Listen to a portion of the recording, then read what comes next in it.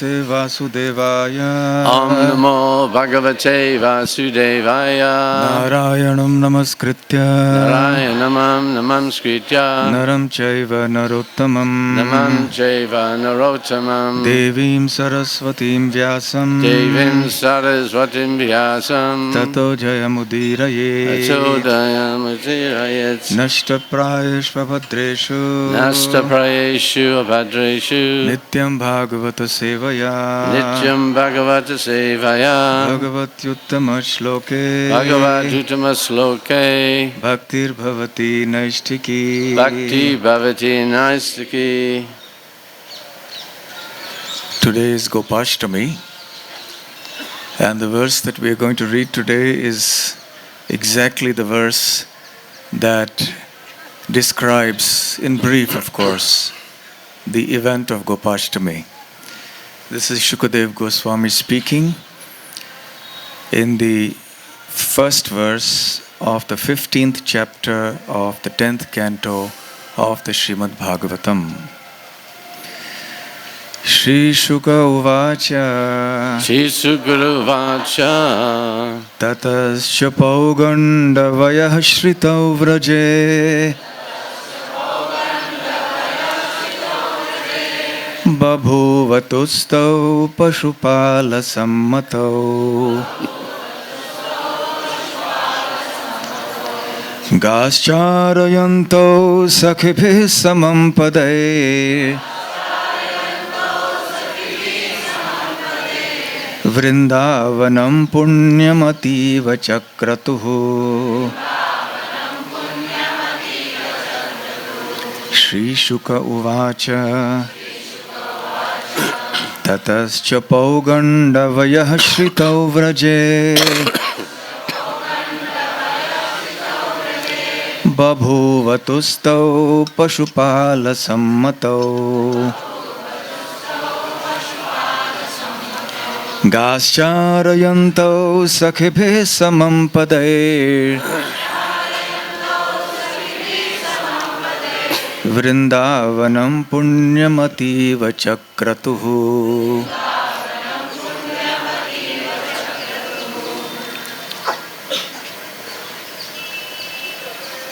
Anyone chant?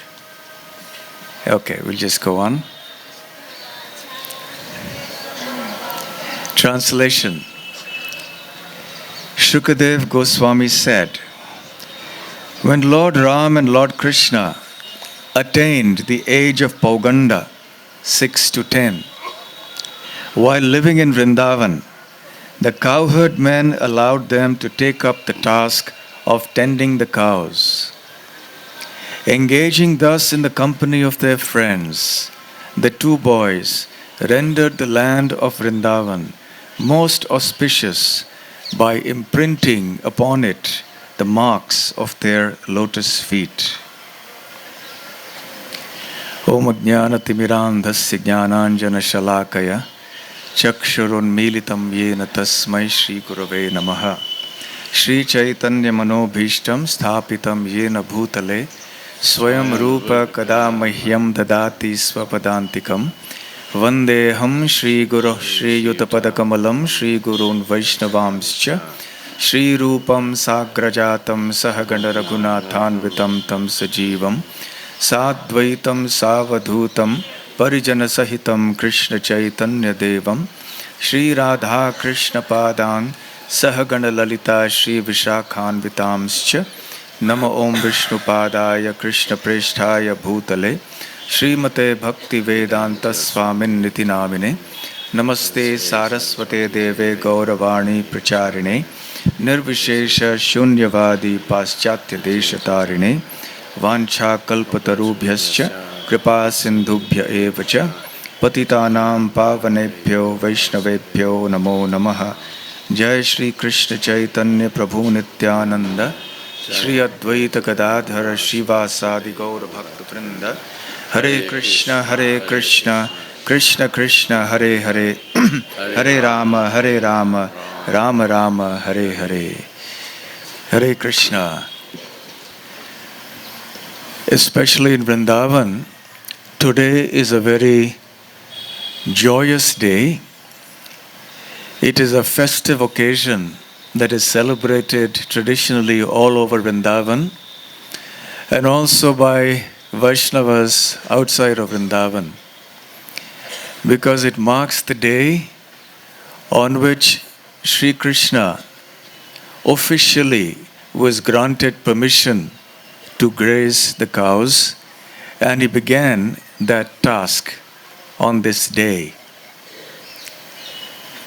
In Vrindavan, we will see this celebration going on in various places in a very, very devotional mood. The cows are worshipped, the cows are served, there is katha about Krishna and the cows. All in all, a very wonderful festival. So here also in Sri Krishna Balaram Mandir at the Bhakti-Vedanta Swami Goshala, for several years, this Gopashtami festival has been celebrated here in the Goshala. It helps us to remember Krishna's love for the cows and his cow-herding pastimes. Krishna is the Supreme Personality of Godhead, and his pastimes are always very sweet and spiritually nourishing. Even a single act performed by Krishna is very memorable and significant. If Krishna does something even once, we consider it so significant.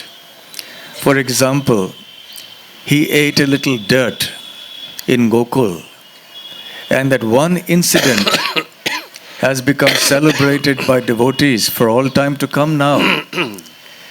And we all go to Brahmanda Ghat in Gokul, take a little dirt from there, and maybe taste a little bit. And we remember that pastime. Krishna did it once. So how much more significant and important will be Krishna's activities when he does it not just once, but every single day for many hours. Eternally in the spiritual world, this activity is going on. Srila Bhaktivinoda Thakur describes that there are two kinds of activities or pastimes of Krishna. One is called the Nitya Leela, the pastimes that go on eternally in the spiritual world. And those eternal pastimes also manifest in the material world when Sri Krishna brings Vrindavan down with him. And mixed with those eternal pastimes are also some other type of pastimes called the Naimittika Leela, the occasional pastimes.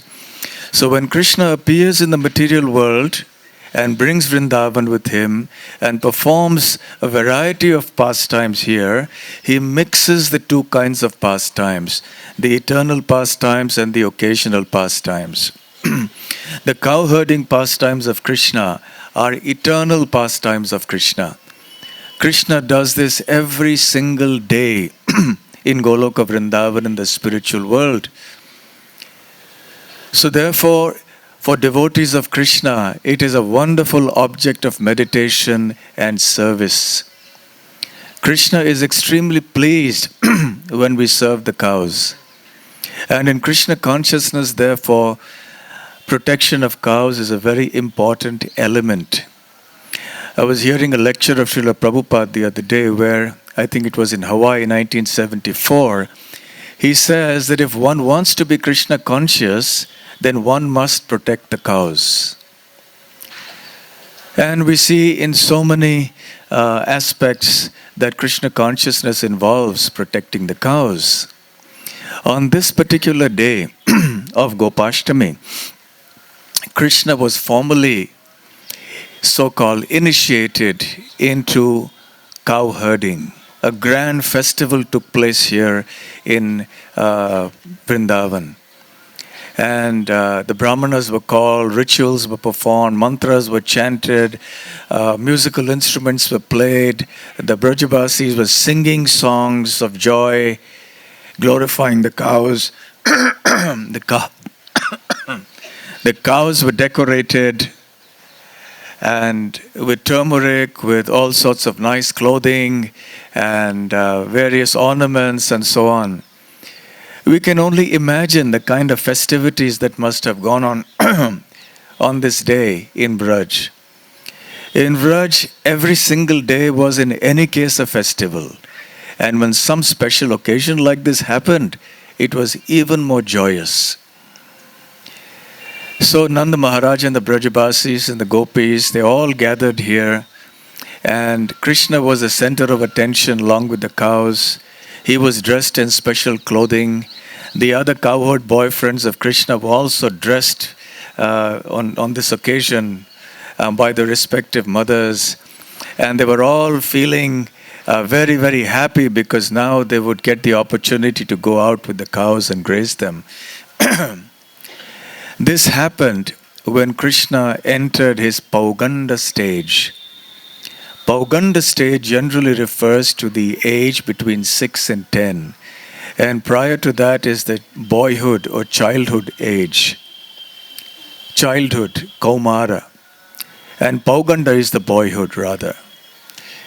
And then after that comes the Kaishora till 15. And then after that is the Yovana or the youth.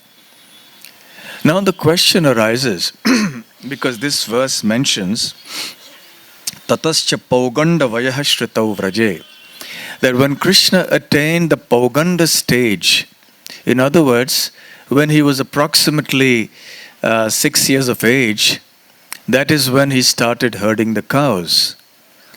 So the question naturally arises, we do read in the Krishna book, in the Srimad Bhagavatam, about Krishna's cow herding pastimes before that.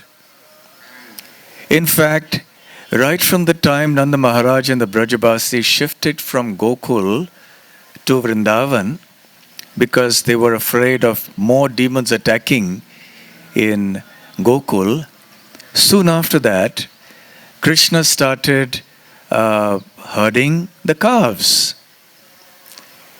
And it is described in the Gopal Champu and other places also that a whole festival was organized for initiating Krishna into herding the calves.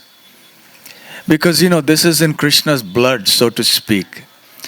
Just like a person born in a business family, usually, not always, but often, we say has business in his blood. So it's natural for him to take to business. So similarly, Krishna's family business is cow herding. So it comes naturally to Krishna. So even as a small child, he had such a natural proclivity or propensity for serving the cows. This became very apparent. And he would keep going to his parents and saying, I want to serve the cows, I want to graze the cows. So finally the parents agreed and allowed him to graze the calves. And then a festival was organized. Krishna consciousness is very wonderful because in every occasion you have a festival. And then Krishna and the cowherd boys of his age were allowed to graze the calves. And they went only a short distance around the village. They weren't permitted to go beyond that. And even then it was only for a short time. This happened around the time of the killing of Vatsasura. This is described in the 11th chapter of the 10th canto. And after this, Krishna, of course, went on to kill Bakasura and then Aghasura. And the killing of Aghasura happened when Krishna had almost completed his 4 years. The killing of Aghasura happened on Balaram Jayanti, which is a few days before Krishna's appearance day. So Balaram was not present on that occasion. And we all know from our reading of Krishna book that a full year elapsed before the news of Aghasura's killing was made available to the residents of Vrindavan. And during this 1 year, Brahma had stolen the calves and the cowherd boys and hid them in caves. And just a few days before Krishna's completion of his 5th year, when he was just about to enter the Pauganda stage, then the famous Brahma Vimohana Leela happened, when Brahma was bewildered by the mystic potency of Krishna. And then after that, Krishna entered his Pauganda stage. He began many other boyhood pastimes. And the Vatsasura killing was approximately at this time. He began his Pauganda stage. And then after Aghasura's killing, then, I beg your pardon, Aghasura, not Vatsasura. So after the killing of Aghasura, now Krishna was ready. And he would go to his parents and slap his arms and say, now I'm a grown-up boy. Now I want to herd the cows. And then this went on for a while. Why was a festival organized at this time? Why was Gopashtami celebrated first of all? Why the haste? Krishna was after all only just 6 years old. And there are 3 reasons, according to Srila Jiva Goswami. One is because Krishna wanted it very badly. Secondly, because of the cowherd boys who were the same age as Krishna. And third, because of the cows. As far as Krishna is concerned, he was repeatedly approaching his parents, and sometimes he was approaching Nanda Maharaj's brothers in private, confidentially, and whispering things to them. And Nanda Maharaj was noticing this and became curious to know what it is that Krishna was discussing so confidentially with his brothers. And eventually the brothers of Nanda Maharaj told him, it seems that Krishna is coming of age and he really wants to herd the cows.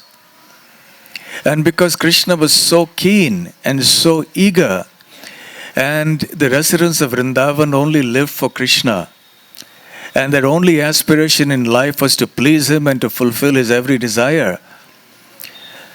Till this time, Nanda Maharaj and the older Gopas and Gopis had been a little worried about exposing Krishna to the bigger cows. Because the cows are really big in size. And Krishna was only very small, very tiny. So they were afraid for his safety. So they thought that Krishna is not strong and mature enough to be able to handle all the cows, the grown-up cows. So they were reluctant to let him handle the cows. But now that Krishna had entered his Pauganda stage, so they were thinking, yes, this is a good time. Since Krishna is so keen to look after the cows and graze them, so we should do that. Also, there was the question of the cowherd boys. The cowherd boys who played with Krishna, some of them were a little younger than Krishna, some around the same age, and some were older than Krishna, slightly. And those boys who were either the same age or slightly older than Krishna had been given charge of the cows by their respective fathers. Now these cowherd boys refused to go with the cows unless Krishna was also given charge of the cows. Why so? Because you see, the calves and the cows were herded separately. The cows were not kept together with the cows all day long. So if some cowherd boys had to go with the cows, and if Krishna was to remain with the calves, then these cowherd boys would not get the association of Krishna. So they refused to go with the cows. So naturally, the Brajabasis were getting worried.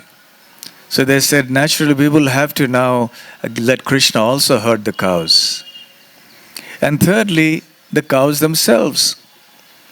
The calves whom Krishna was grazing were now growing up.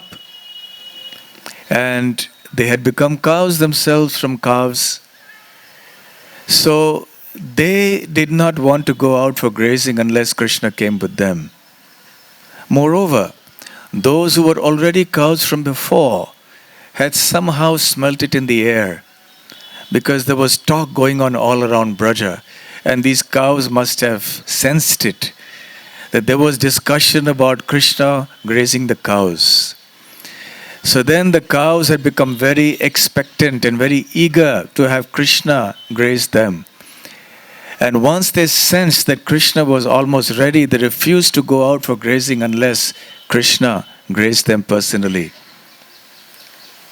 So there was a crisis in Braja.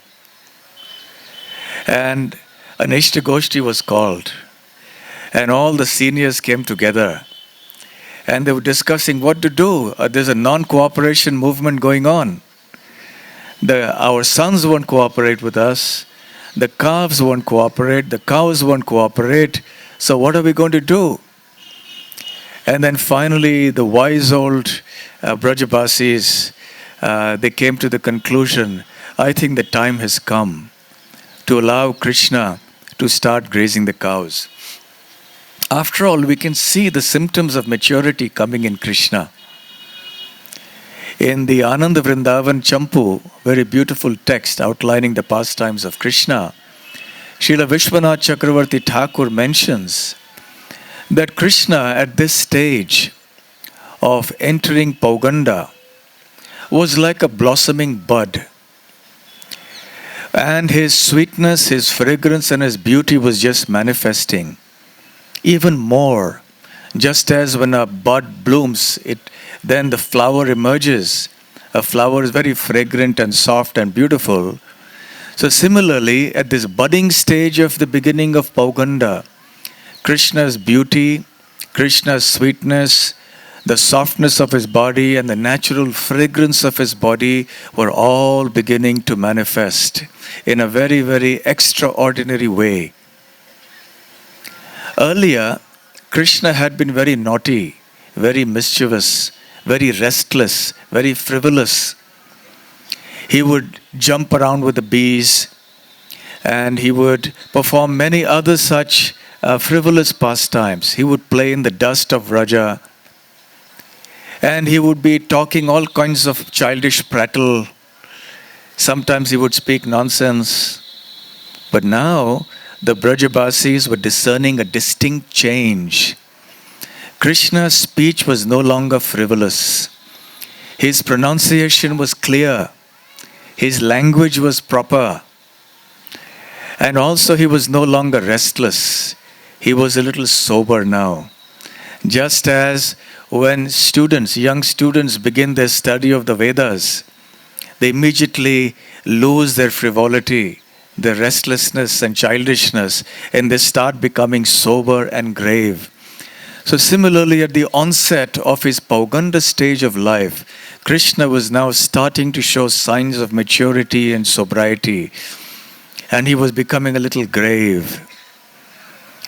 And his beauty outshone that of the tamal tree.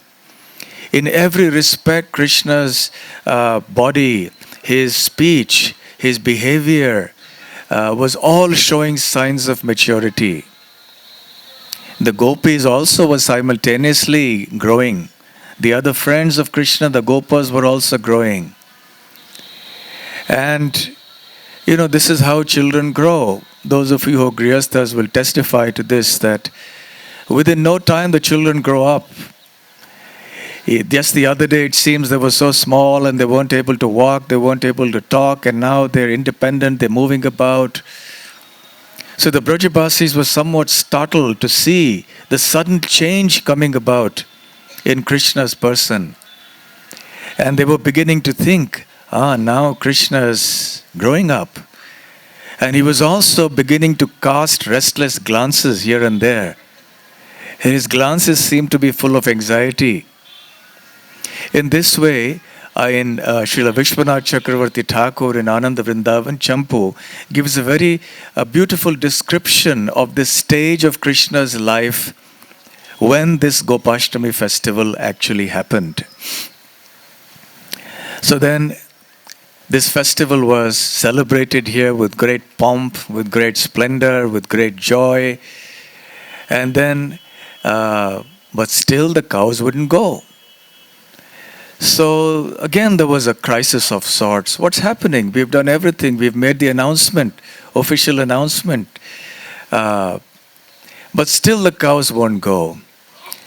And then they discovered the reason the cows wouldn't go is they wanted Krishna to go before them. And they wanted to follow Krishna. And then when they were sure that Krishna was in front, then the cows followed. So long as they were asked to go before Krishna, they were hesitant to do that. Now the cowherd boys and the cows were all jubilant. The cows were jumping and dancing and prancing in joy. And the cowherd boys also were doing the same. Nanda Maharaj officially handed over to Krishna a jeweled cowherding stick. Just like in the sannyas ceremony, the candidate is handed over a sannyas stick, a staff. So similarly at this quote-unquote initiation ceremony into cowherding of Krishna, Nanda Maharaj handed him this jeweled cowherding stick, which was mostly a ceremonial thing because Krishna didn't actually use it to beat the cows. He would never beat the cows. And neither should we. And there were also other ceremonial paraphernalia that a cowherd boy was supposed to have. They were supposed to have a buffalo horn. They were supposed to have a flute. And they were supposed to have a rope with which they were to tie the rear legs of the cow during milking. So all this paraphernalia was given to every single cowherd boy. And in this way a grand ceremony was held here. And then Krishna set out for the forest with the cows. Actually, even though it was a very joyous ceremony, but Mother Yashoda had been dreading this day. She didn't want this day to come. And she was very sorry to see this day happening. Why was that? Because so long as Krishna was in his childhood stage, he was within eyesight. He was around her. When he was crawling, he couldn't go very far. So Mother Yashoda could see him all day long. And she loved to see his childish activities and to hear his childish prattle. As he started walking, initially in a very unstable way, he used to stagger and sometimes fall. He could walk, but he couldn't walk too far. And then when the time came for Krishna's calf herding, even then Mother Yashoda was not happy. But nevertheless, at least the calves were not allowed to be herded very far from the village. And they would be away for a short time. So there was some consolation, some solace for Mother Yashoda. But now, the writing was on the wall. It was inevitable. The phases of growing up are going to happen. And as Krishna was herding the calves, sooner or later he would be herding the cows. The inevitable was going to happen. And Mother Yashoda was thinking, now Krishna will go away. He'll leave early in the morning and he'll come back late in the evening. And all day I will not be able to see Krishna. And also, her mind was struck with anxiety. What will happen in the forest? There are animals in the forest. There are pebbles and thorns in the forest that will prick his lotus feet. So she had tried to convince him to wear shoes. But Krishna refused. He said, unless you give shoes to every single cow on all the 4 feet, I will not wear the shoes. And that was certainly not possible for Mother Yashoda, considering that Nanda Maharaj had 900,000 cows. So therefore she dropped the idea. But the cows, anticipating Mother Yashoda's anxiety, understanding Mother Yashoda's anxiety, they went into the forest and with their hooves, they crushed all the thorns and the little pebbles into fine particles of dust so that there would be no discomfort to Krishna as he walked. And all these footprints of Krishna in the sands of Vrindavan were preserved carefully. And that's also mentioned in this verse. Padai Vrindavanam punyam ativa chakratuhu. So the holy land of Vrindavan was blessed by the lotus footprints of Krishna on the sands. And all the residents of Vrindavan, including the peacocks and the deer and the cows, the cowherd boys, the gopis, nobody stepped on those footprints. They were cherished treasures that were kept preserved like that. Which is why Akrura was able to see all these footprints as he came into Vrindavan from Mathura some years later. So the footprints of Krishna on the dust of Vrindavan were considered extremely cherished treasures of Vrindavan. So Mother Earth became extremely fortunate, more fortunate than the Vaikuntha world, because in the Vaikuntha world, Lord Narayan wears footwear. He has padukas, so his bare feet do not touch the floor. But in Vrindavan, in the forest, Krishna was going around just in his bare feet. And the cows had made all nice arrangements for him so that there would be no inconvenience. And thus was the cow herding pastimes of Lord Krishna inaugurated in this most wonderful way on this day of Gopashtami. A small pastime. You will notice that in our temple and also in all the other temples of Vrindavan, Srimati Radharani is dressed not as a gopi, as she usually is, but as a gopa, as a cowherd boy. She is actually dressed like Subal Sakha. And there is some folklore in Braja that the reason for this being that at the time of the Gopashtami festival, there was also another parallel thing that went on afterwards, which was only for the boys and the men. Because only the men went out with the cows. So there was another special function that was meant only for the men and the boys. And Srimati Radharani and the gopis desperately wanted to be part of that festival. So they were thinking, how can we enter these pastimes? So Srimati Radharani had a complexion just like Subal's. So she dressed like Subal in a dhoti and everything else. And she entered into that particular ceremony along with a few other confidential gopis. And she could participate in that particular function. So to commemorate that little pastime which happened on this day, Srimati Radharani is dressed like Subal Sakha, and you can also see her lotus feet on this day. Of course, there are also other versions of this pastime that happen at other times, but we will not go into it. Suffice it to say now that on this glorious occasion of Gopashtami, let us remember with devotion Lord Krishna and his dear cows. And to keep in mind that if we serve Krishna's cows with great care and love, Krishna will be very pleased with us, and we will be able to develop pure love for Krishna within a short time, even as we continue with earnest chanting the holy names of Krishna. Thank you very much. I will now request Gunarnava Prabhu to carry on. I hope I have not gone beyond my limit of time. We will hear about the cows and Gunarnava Prabhu's experience with the cows here in Vrindavan as well. Hare Krishna. Thank you very much. Srila Prabhupada ki jai. You can take your time, Gunarnava. You can take your time. Yeah? Sorry? What's the time? It's 10 to 9. Okay. You have 25 minutes, yeah. So, thank you. That's good.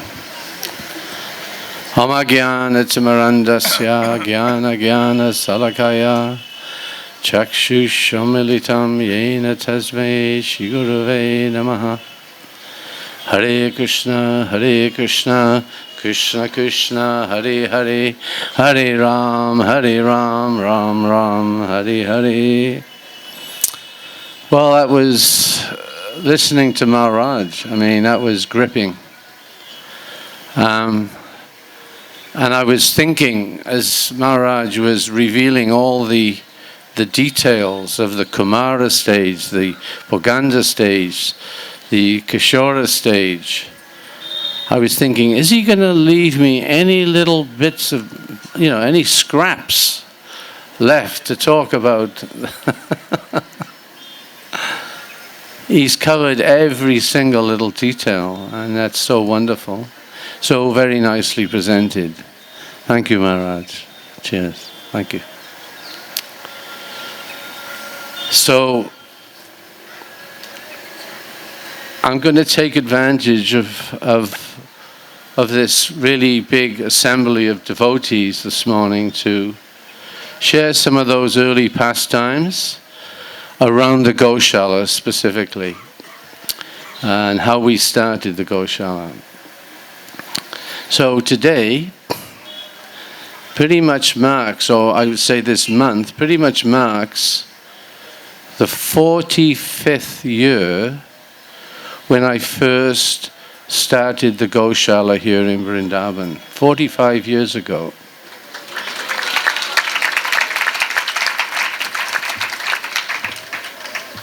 And Surabi, my dearest friend, who recently passed away in Vrindavan, bless his soul.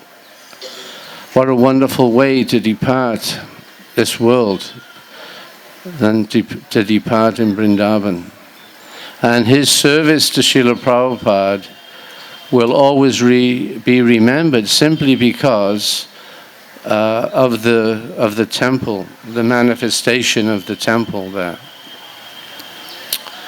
So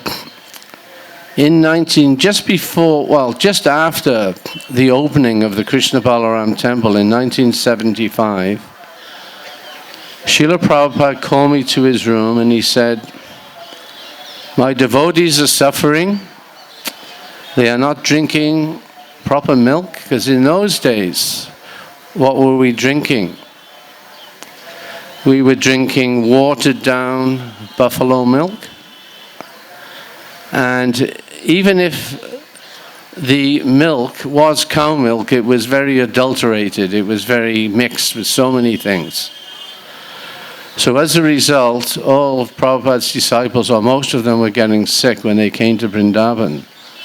But also, Prabhupada said, he gestured, he said, "Krishna Balaram needs milk." So, and that was it. Just a very simple, short order from Prabhupada. So I left his room and I was thinking, I was very I was very much contemplating, what am I going to do? How am I going to start this beautiful service? Already plans were underway to begin the Gurukul school, which you see over there. And also Prabhupada asked me to oversee that construction. And also on top of those two things, Srila Prabhupada sent me to the Middle East. I had to go to the Middle East for about 6 months to collect for the school. And I was with a very wonderful devotee. His name was Tribhuvanath. And we went to the Middle East and we collected money for the school. And Srila Prabhupada said, "If you come back in the evening at 6 o'clock, I will show you how to preach in the Arab countries." So Tribhuvanath and myself, we went back to Srila Prabhupada's room. I hadn't been out of Vrindavan for over 10 years at that point. So Srila Prabhupada said to me and Tribhuvanath, "Is the Bhagavad-Gita just for the Hindus? Just for the Hindu communities? Is it just the Hindus that are passing from boyhood to youth to old age and then dying? Is it just the Hindus?" And we said, "No, Srila Prabhupada, everyone is." And he said, "Exactly. So that's how you preach." That's all, very simple instructions. And off we went.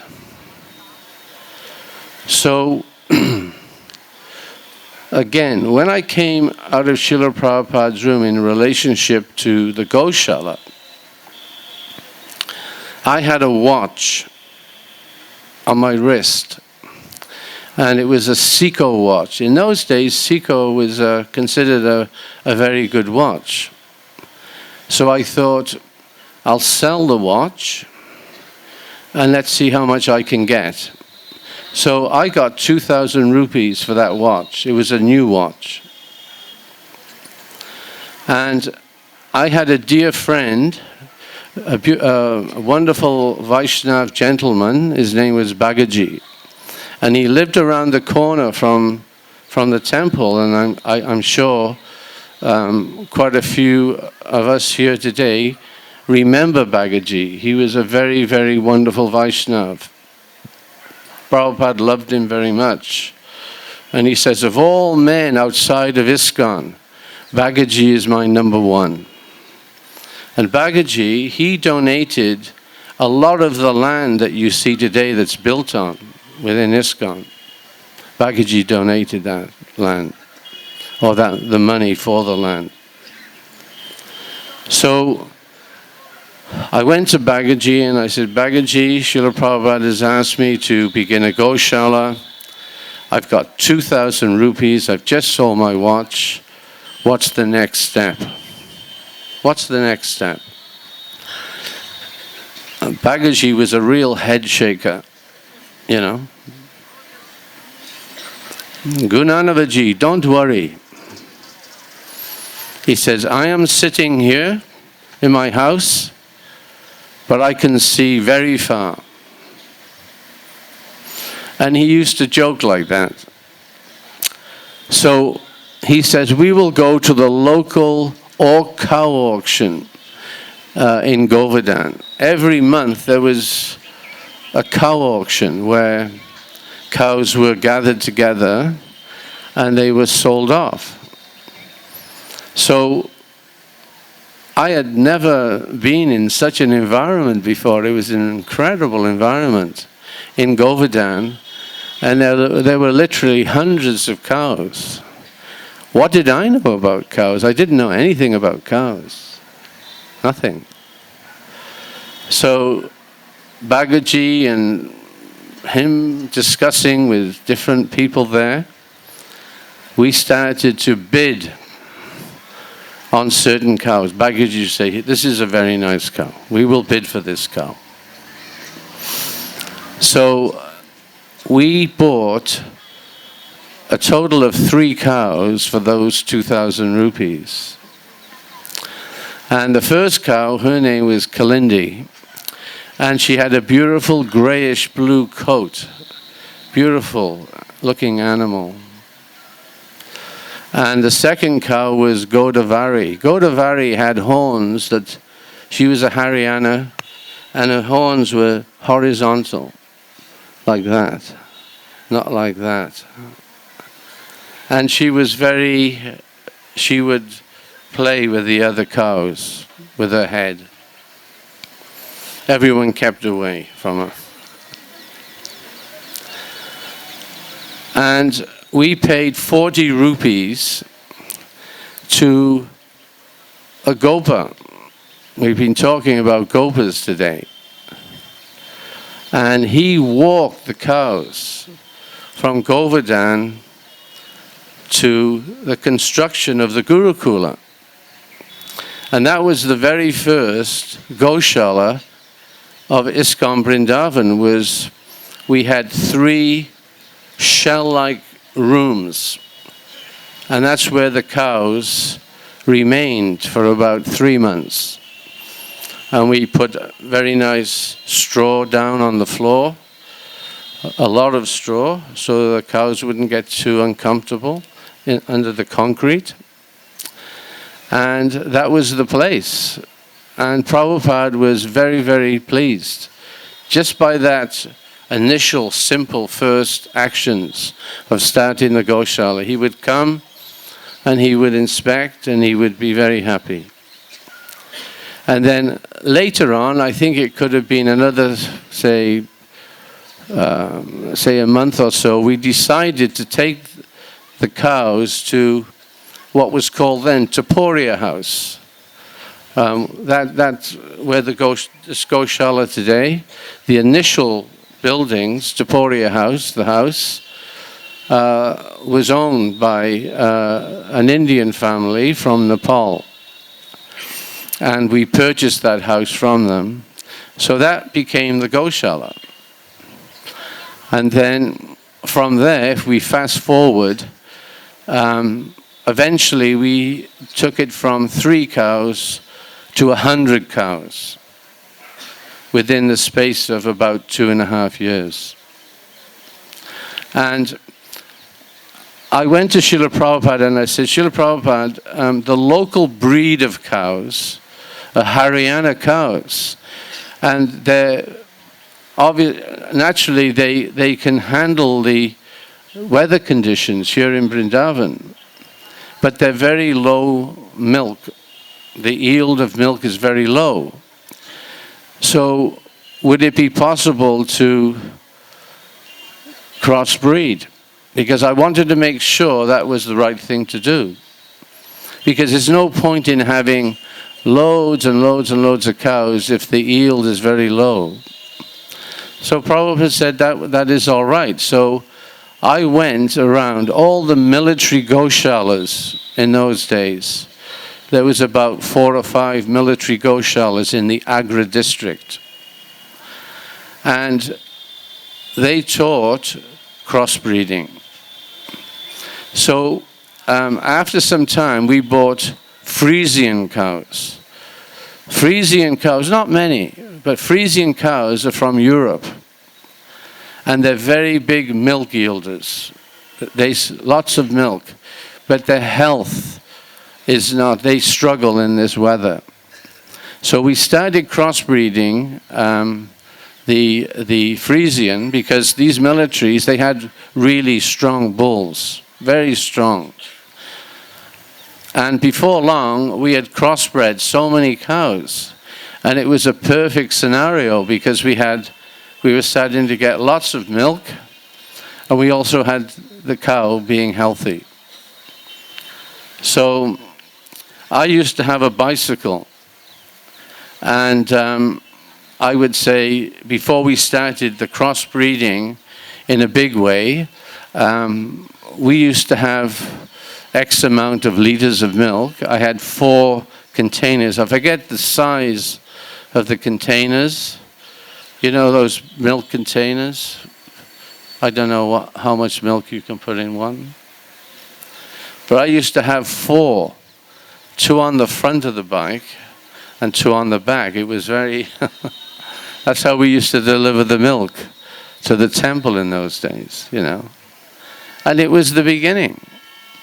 And then there was a devotee, his name was Shravanananda. And his parents, I think their surname was Pilmata, the Jewish family. And they donated about 30,000 rupees. In those days, that was quite a substantial sum of money. And with that money, we built the sheds and the troughs, and we started to really improve the Goshala. And it got to the point where when we were developing the Goshala, we would enter competitions because there were competitions in the area. And we used to have these certificates. I don't know where those certificates went. Maybe they're just lost now, but we had the best Goshala in the whole of Agra district. We were an example. And Bhagavad-Gita, this Indian Vaishnav devotee, was so instrumental in helping me fulfill Srila Prabhupada's desire. And there's not, I wouldn't say every day, but I remember Bhagavad-Gita so much because he was so involved in those early days. And I miss him very much. I was talking to Indradyumna Maharaj just a couple of days ago. And for many years, well, it was June 1985, and Bhagavad-Gita gave me his 2nd set of Japamala. He used to have this beautiful set of Japamala. They were like glass. They were so shiny and dark. And Bhagavad-Gita used to chant a lot of japa. And before I left Vrindavan, that was in June of 1985, he gave me his second set. And I cherished them, I kept them. I never chanted on them, I just kept them. And Indradyumna, he brought his show, his transcendental show, to Australia, where I live, on the Sunshine Coast. And he was telling me about his association with Bhagavad-Gita. And he said to me, Gunarnava, you know, I always admired Bhagavad-Gita and the way he chanted and his beads. They were so shiny like glass. And he says, I have to admit it, he says, I really wanted to have those beads. You know? So I said to Maharaj, I didn't tell him that I had Bhagavad-Gita's second set because I was attached. I didn't want to give them away. So I didn't say anything. But then, before Indradyumna Maharaj left the Sunshine Coast, he was doing his last show in a place called Redcliffe. And it was about 100 kilometers away from where I was staying. But I had every intention of taking those beads to present to him. And for whatever reason, I forget, I was delayed, I couldn't, you know, time went by and it just got too late to go. So I thought to myself, I'm coming to Vrindavan for Kartik, and I knew Indradyumna Maharaj was here, so I'll take the beads and present them to him here. So I made an arrangement to see him, and I got Dhammatma. He gave me one of Srila Prabhupada's, well, Dhammatma's making these bead bags from the remnants of cloth that Srila Prabhupada would wear. So I thought, well, that's great. I can put them in a very nice bead bag, Srila Prabhupada's cloth. And I went over and I presented those beads to Indradyumna. I've known Indradyumna for a long time when he was a grihasta, and when I just was first starting my journey as a devotee in Bury Place in England. And I've always appreciated his service and his attitude to service. And what he's doing now is just unbelievable. So anyway, to cut a long story short, I presented him with Bhagavad-Gita's second set. And he kept saying, are you sure now? Are you sure now? Are you sure you want to give me these beads, you know? I said, Maharaj, they're yours, you know. Anyway, Bhagavad-Gita was such a good man. Then the Gurukul took over. That was a very big project in those days. Unfortunately, after coming back from the Middle East, from collecting, and there were other parties going to different places in the world to collect, but the totality of the collections were not really, it wasn't really a big collection. I think at when it was all brought together, I think we had about 20 lakhs of rupees. So as a result, for 300 students, that was a big building, but really for it to be extra quality, really strong, good quality build, we needed a lot more. So as you can see, over there, that building is not in good shape, and it's great that now the Gurukul are having a new building to you know, to go to. So what else can I say? I looked after that Goshala. I was very focused with that Goshala because I really fell in love with cows. I mean, they're such beautiful animals. And what a creation they are. I mean, all they do is eat busa, grass, and they produce the most incredible dairy products. And not just dairy products, but there's a devotee here, Panchagoda, in charge of the products, isn't there? Making products from... And Panchagoda took me around and he was showing me around, and we went into his department. There he is at the back. And he's producing so many products. It's incredible, simply from cows. You know, it's not just food. It's not just dahi and ghee and milk and yogurt. There are so many other things that the cow produces, or we can manufacture.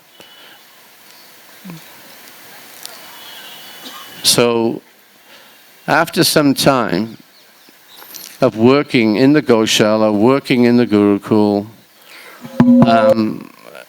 I then became the temple president for 6 years here. And I had to leave, unfortunately, after 6 years. That was in 1985, because that's when Indira Gandhi got assassinated. Before that happened, all the Commonwealth countries like New Zealand, Canada, England, they didn't need visas. We were part of the Commonwealth. We could just come in and out as we pleased. So because Indira Gandhi was assassinated, and her close bodyguard for many, I think it's 8 or 9 years, he was her personal bodyguard. He was Sikh, and they wanted Khalistan. It was a separate, they wanted a separate state, a separate country. So after that, there was a lot of unrest in the country, and I had to leave. I had to go back to the UK. I was very sad because they demanded I go. They said, "You have been here too long." By that time it was 12 years, I think. And they said, "You have to leave."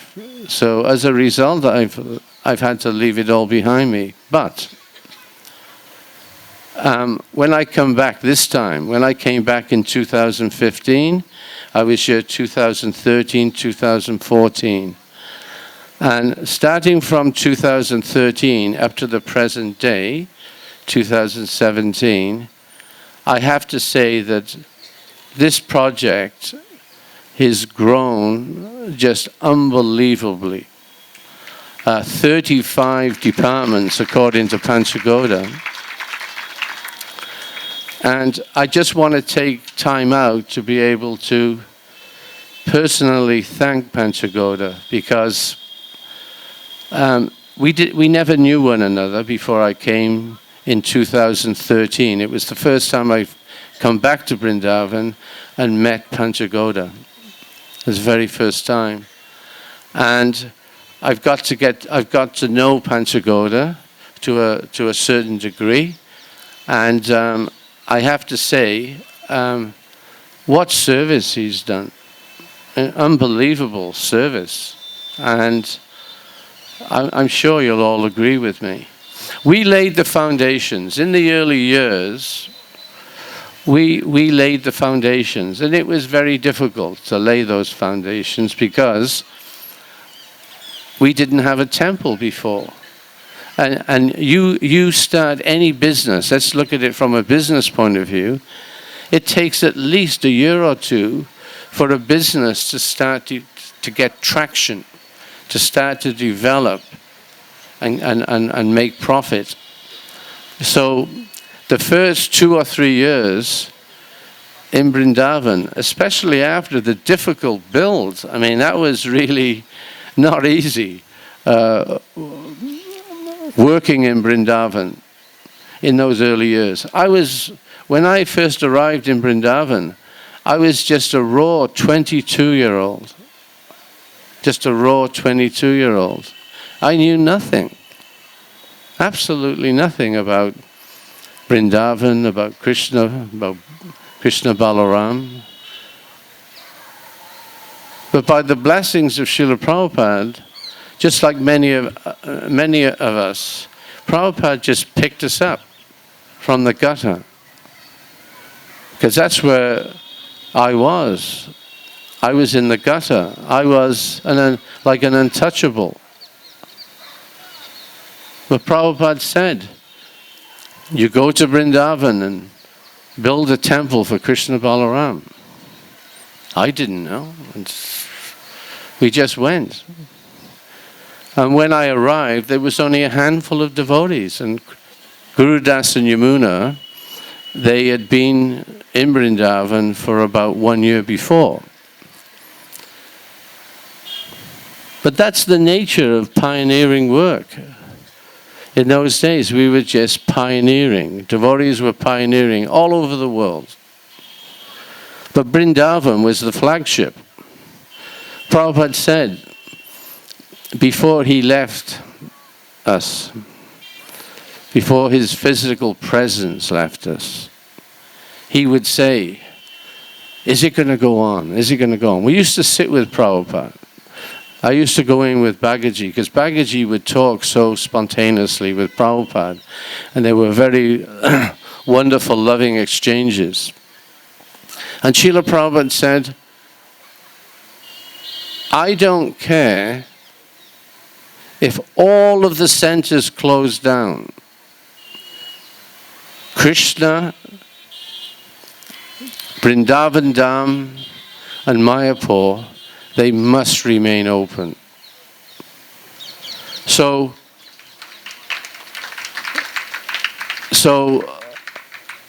not only haven't they closed down, there's been some closing and openings along the way, but look what's happened over the last 50 years. A worldwide movement has just manifested. And Prabhupada started that movement by sitting on the ground with untouchable people. And who knows that ground that Prabhupada was sitting on? Did anyone check it to make sure there was no dogs urinating on it, say hours before?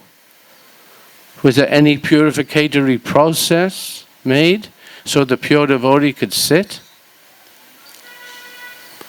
Were there cigarette butts? Were there joint ends around? Were there... You know, you've seen those early clips. Prabhupada just sitting, as I was explaining some time ago, and he was horizontally sitting. He wasn't sitting on a vyasasana. He wasn't.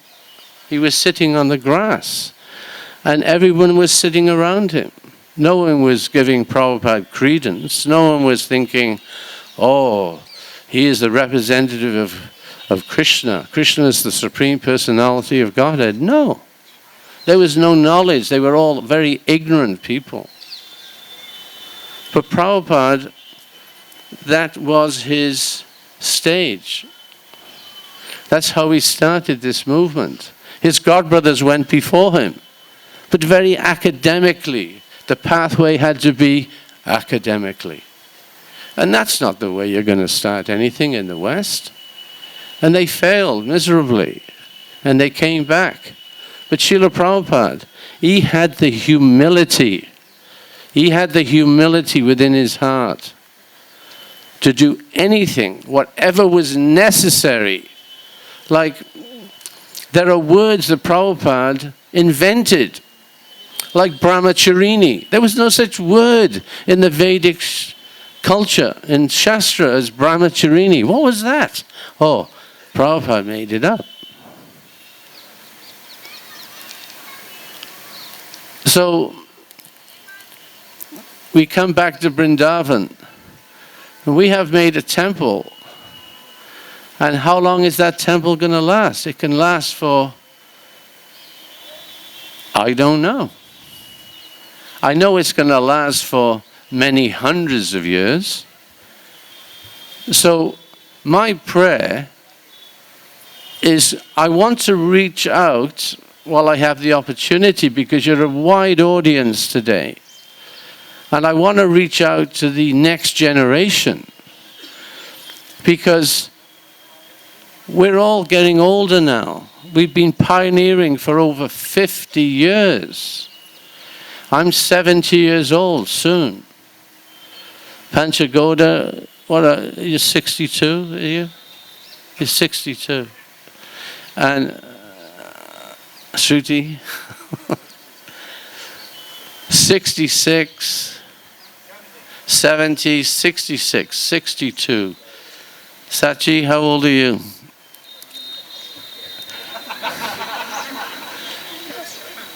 How old are you?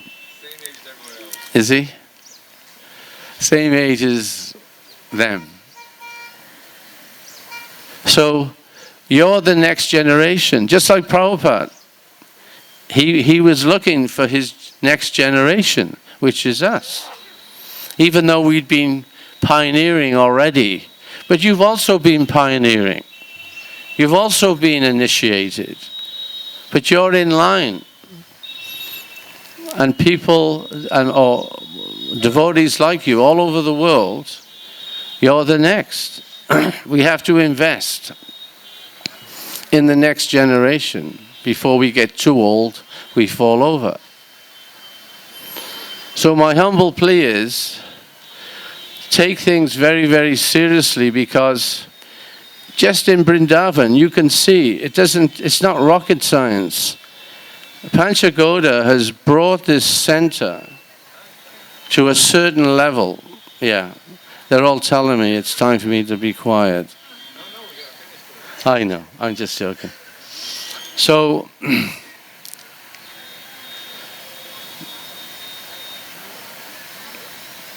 Hare Krishna. Thank you for listening. Hare Krishna. Hare Krishna. Srila Prabhupada Hare ki ki jai.